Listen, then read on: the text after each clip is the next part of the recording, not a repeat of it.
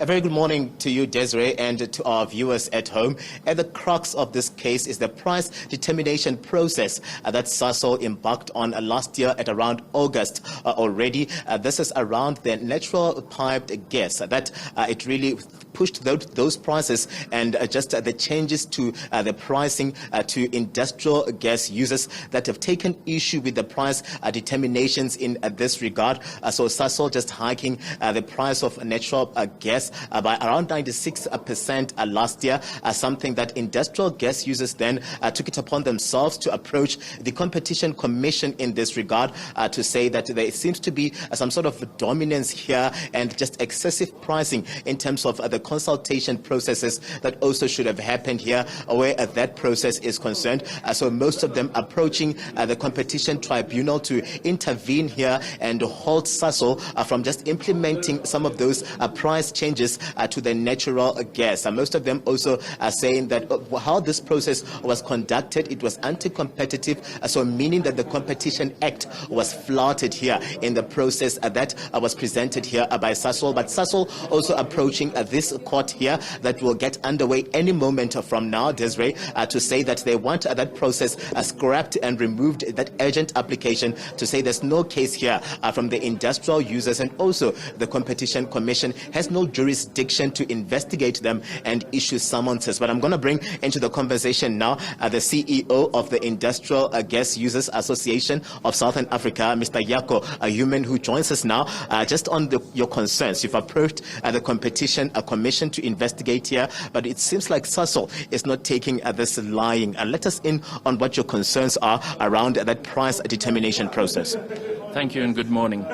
So the matter is not only between two organizations, the one being a dominant or monopoly gas supplier and the other one a user. This is much broader than that.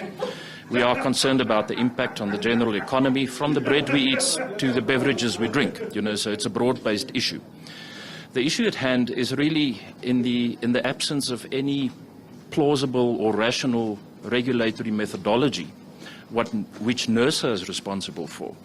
That methodology Nersa has been unable to put down or pen down a methodology to restrain the monopoly powers of Sasol Gas over the last 10 years. So this is now just, you're quite right, I mean Sasol hiked prices on the basis of a methodology that was approved by Nersa to a tune of about 100% last year.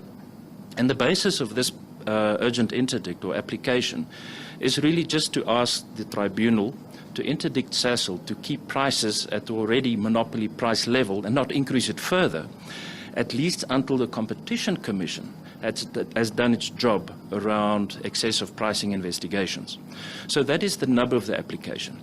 The other matter, of course, which Sasol is arguing also over the next 2 days, is then about the jurisdiction of the Competition Commission versus that of the energy regulator or Nersa in South Africa.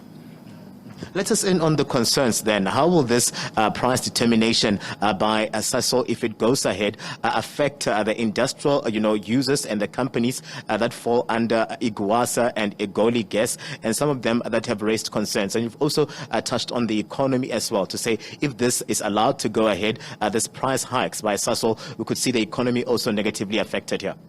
Exactly. So that is the big concern. That you are dealing with Sasol as a natural monopolist in the supply of natural gas in South Africa, in an unconstrained manner. The regulator, Nersa, is unable to constrain those powers, and we're looking towards the market, or at least the competition authorities, to review the matter.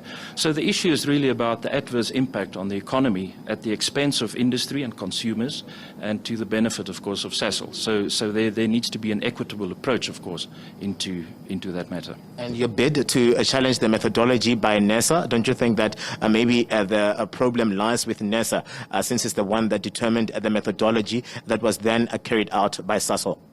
That's a very valid question. The issue with Nersa has been ongoing since about 2013, where they had the first implementation of the methodology that was found unconstitutional, irrational and unlawful in the Constitutional Court in 2019. They then went about to implement a second methodology, and that resulted this room for Sasol to increase prices to about 100% or even more during the course of last year.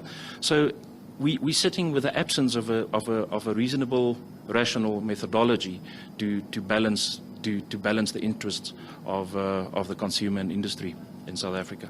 Mr. Jaco Human, thank you very much, sir, for just explaining it to us there.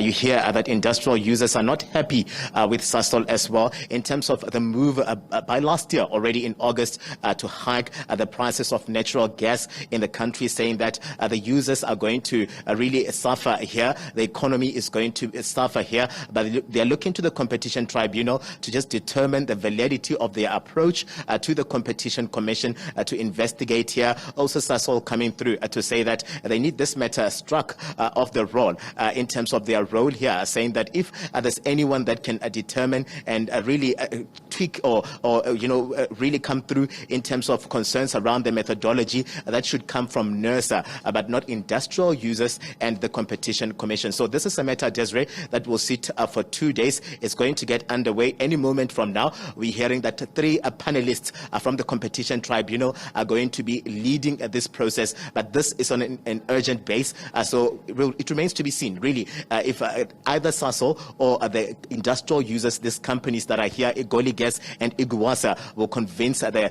tribunal panelists, those 3 panelists, that this is a matter that should swing either way. But it's back to you in studio for now, Desiree.